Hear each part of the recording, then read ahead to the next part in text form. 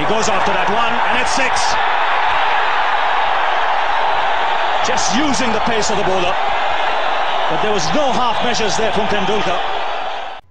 Hello and welcome to episode 34 of Radio Cricket for the week beginning the end of the world 2012. Live from London, I'm Nishant Joshi, and joining me as always for our second annual Christmas special is the Santa Claus of satire himself. It is the Father Christmas of frivolity. It is James Marsh. Yes, Nishant, Merry Christmas to you, and of course it is the time of year when we all think about a chubby, red-faced man who hands out a lot of gifts and only delivers once a year, so I just like to say Happy Christmas to Tim Bresnan as well. But anyway, Nishant, how are you? Merry Christmas to you. I believe you're back in London, so how are things back in Blighty? Yes, I did arrive in London a few days ago, and it was reassuring to see that everything was just as I left it. Everything was gloomy, miserable, downclassed, and those were just a few Indian fans I bumped into at Heathrow.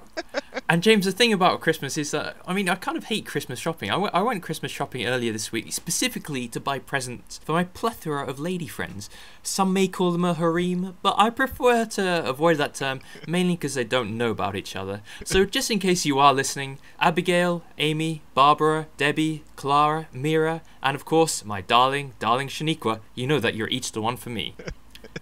But of course, in this week of celebration, we have of course experienced some untold tragedy. It is time to set your watches to retire a clock. And as Jim Morrison once sang, "This is the end, my only friend, the end." So, James, it would be remiss of me to not ask you, on a scale of 1 to VVS retiring, how sad are you? I mean, I'd probably say I'm sadder than Stuart Broad after being told the cost of mascara has skyrocketed. But I don't know, but maybe I'm not. I mean, I have mixed emotions. I didn't even like seeing Matthew Hayden scrambling around out of form at the end of his career. So you can imagine how I felt watching Sachin. I mean, I suppose we can just look at the figures for a minute just to put things in context. He scored 18,426 runs at an average of 44.83. In ODIs, he was the first player to score a 200 in an ODI, which he made against South Africa in 2010. He made 49 one-day centuries, and he's just been an absolute phenomenon as well. We shouldn't, of course, forget his bowling as an ODI player. He actually got Inzi 7 times in one-day internationals. He got Lara 4 times, and so he'd certainly fall into the category of handy when it comes to bowlers. But Nishant, you know, it must be a terribly distressing time for you, so why don't you just metaphorically lie down on my couch? But don't tell me about your mother, lovely as she is. What are your thoughts on Sachin's retirement from the one-day game? Yeah, why stuff, James? Always save the Oedipus complex till last, I suppose.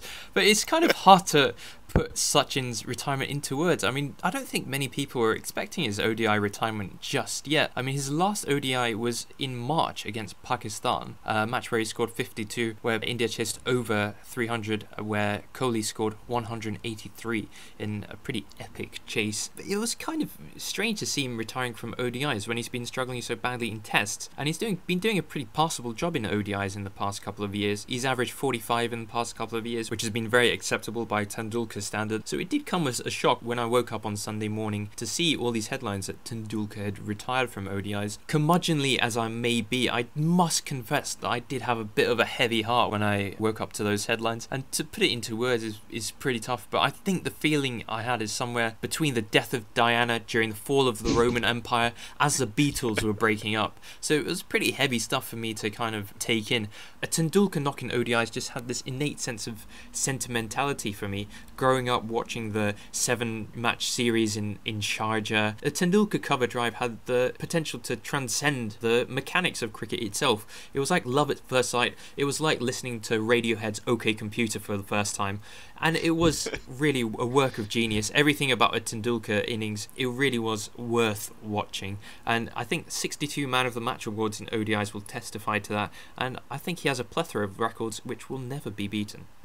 We all remember that lovely quote from Kohli after the 2011 World Cup final, where he said that Sachin has carried the burden of the nation for 21 years, so it's time we carried him on our shoulders. And I think when you're the type of person that can make Virat Kohli seem humble and erudite, you really must be quite special, Nishant. So anyway, just another lovely quote that I found about him, or a tweet rather actually, from Harbhajan Singh, and he tweeted earlier today, Sachin Tendulkar, a great batsman, great human being, a great friend, great man to look up to, proud Indian, real son of India, I salute you and love you. Well, that's absolutely lovely. I mean, he also forgot to say, Harbhajan, and one of the best defence witnesses in history as well. But nevertheless, that was also a lovely sentiment from him, I thought. But if we just come back to the specifics, Nishant, do you have a particular Sachin ODI innings which stands out for you? Well, James, I do think that my favourite Sachin Tendulkar innings has to be his 98 off 75 balls in that famous World Cup match against Pakistan in 2003. It was a group game, and it was one that both countries had been looking forward to for months, and it was one of the more memorable matches in that World Cup. It was incredible setting in Supersport Park in Centurion, the bragging rights between the two countries as well, and both sets of fans were really up for it, and Pakistan set it up beautifully with 273, and Tendulkar went out and he really just brutalised Pakistan from the offing with Virender Sehwag as well. In the first 5 overs they put on 53, and it really did take away the game from Pakistan. It was a massive momentum shift against what was the fastest pace attack in years. You had Wasim Akram, Shoaib Akhtar and Waqar Younis, and what really will live long in my memory is Tendulkar's uppercuts against Waqar Younis and Shoaib Akhtar, and he really did just take them to the cleaners when India really were under a lot of pressure. There was a lot of talk whether Ganguly's men could really handle the pressure and stuff like that, and Tendulkar really saw India home that day. It was just one of the most aggressive, brutal innings that we witnessed in ODIs against such a quality attack as well. I think that innings really exemplifies what Sachin Tendulkar was all about. That tournament reminded me a little bit of Zidane's performances in the 2006 World Cup, where it was almost a sort of force of will that he dragged France through, in the same way that Tendulkar dragged India through to the final, where sadly, of course, he was metaphorically headbutted by Glenn McGrath. But I think if I had to choose a tournament to sum up Sachin, that would certainly be it. During this season, there is no greater Christmas gift than the gift of cricket itself. Of course, we will have India versus Pakistan, Australia versus Sri Lanka Test, and the finale of the South Africa versus New Zealand T20 series, hotly awaited as that one is. And of course, I suppose top of the list will be the India versus Pakistan 2-match T20 series, and there's nothing really better than a friendly neighbourhood game of India versus Pakistan, where over the course of 3 hours we get to argue over which nation has the better team, whose women are prettiest, and who has the most corrupt politician.